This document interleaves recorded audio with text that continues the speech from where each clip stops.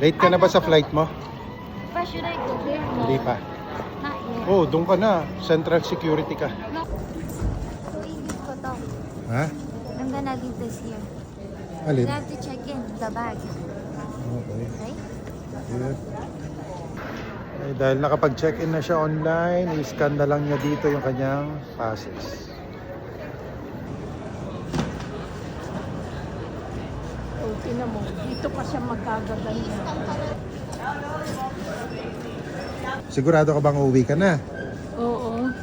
Okay, Hindi mo kayo ingat. ulit, anak. Bye-bye. Bigat. Bigat ng gamit mo, Yesha. Parang sa Pilipinas ka natitira, ah. Ito na nga. Ay, ito pala. Ito na sa akin. Okay, guys. Yung anak ko ay uuwi ng Pilipinas.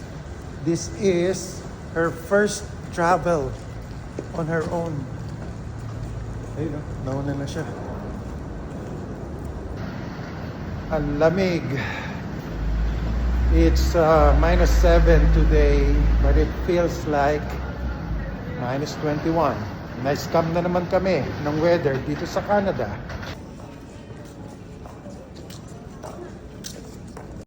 Kapag sinabing misrepresentation sa Canadian immigration, karamihan iniisip agad, peke, panloloko, o talagang intentional na pagsisinungaling. Pero what if, sabihin ko sa inyo, na mayroon tayong isang kabayan na na-refuse ang PR application at binigyan pa ng 5-year entry ban dahil lang sa isang simpleng hindi niya na isama sa form.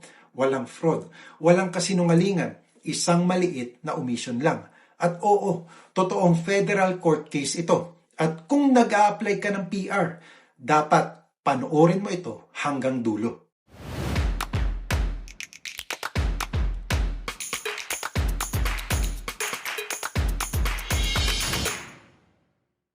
The omission that destroyed a PR application. Federal Court Breakdown.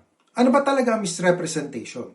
Kapag narinig natin ang salitang misrepresentation, parang, wow, big word. Parang kriminal. Pero sa Canadian immigration law, madalas ang misrepresentation nangyayari dahil sa mga honest mistakes.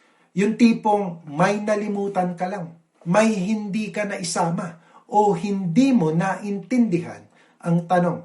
Pero sa ERPA, Section 40, kahit simpleng omission, kahit hindi mo sinasadya, pwede pa rin maging misrepresentation, refusal ng PR, automatic 5-year ban. Wait, what? Goodbye sa immigration pathway. At halos imposible nang ma-reverse. Kaya ngayon, i-breakdown natin ang case ni Miss Juana, hindi niya tunay na pangalan, para maiwasan nyo ang kaparehong kapalaran. The case of Miss Juana. Ano ang nangyari? So, sa federal court case na ito, may applicant. Tawagin na nga lang natin si Miss Juana.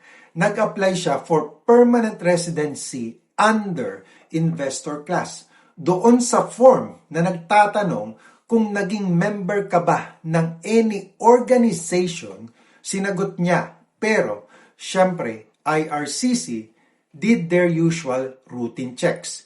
Nag-open source search, meaning online profiles, business directories, organization websites, news mentions, social media. At ayun na nga, nakita nila na si Miss Juana ay member ng 2 organization. And take note ha, hindi political, hindi dangerous, hindi illegal yung organization. Ang problema, hindi niya dineclare. Yun lang.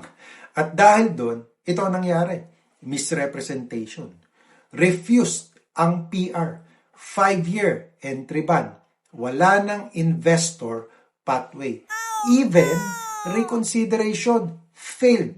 Key lesson number 1. Omission is equals to misrepresentation. Hindi issue kay IRCC kung ano ang organizations. Ang issue ay bakit hindi mo sinabi.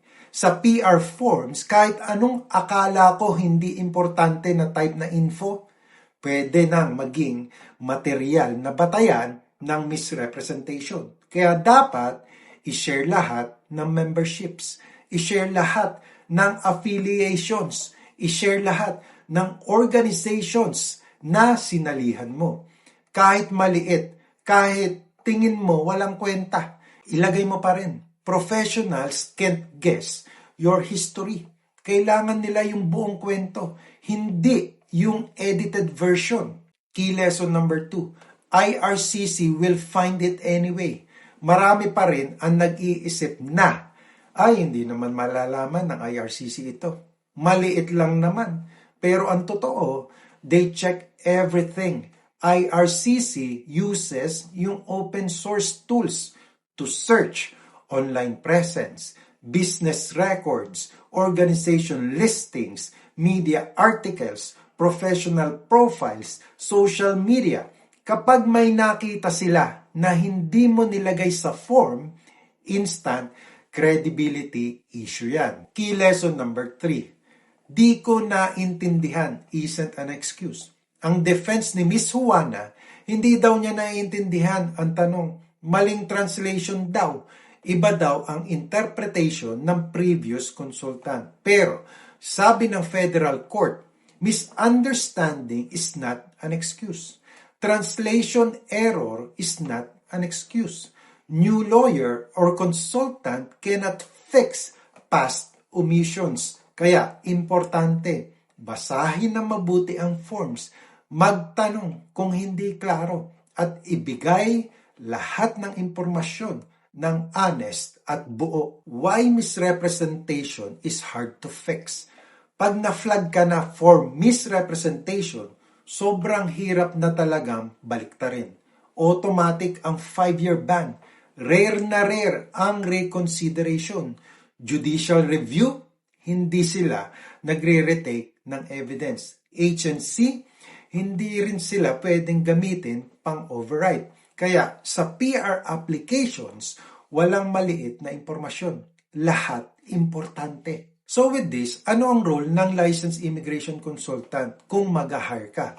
Ang trabaho ng licensed immigration consultant is to explain every question, help you interpret kung ano ang i-declare, identify risk, check consistency across documents, build a case aligned with IRCC and federal court expectations.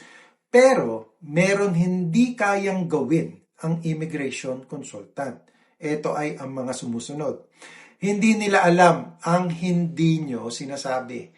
Hindi manghuhula ang immigration consultant. Hindi nila kayang i-correct ang omissions after submission. Hindi nila kayo kayang protektahan kung incomplete ang disclosure. So kung nag-a-apply ka ng PR or balak mong mag-apply, tandaan mo, honesty isn't just the best policy. It's the only policy. Isang maliit na hindi na isama, pwedeng maging 5-year ban.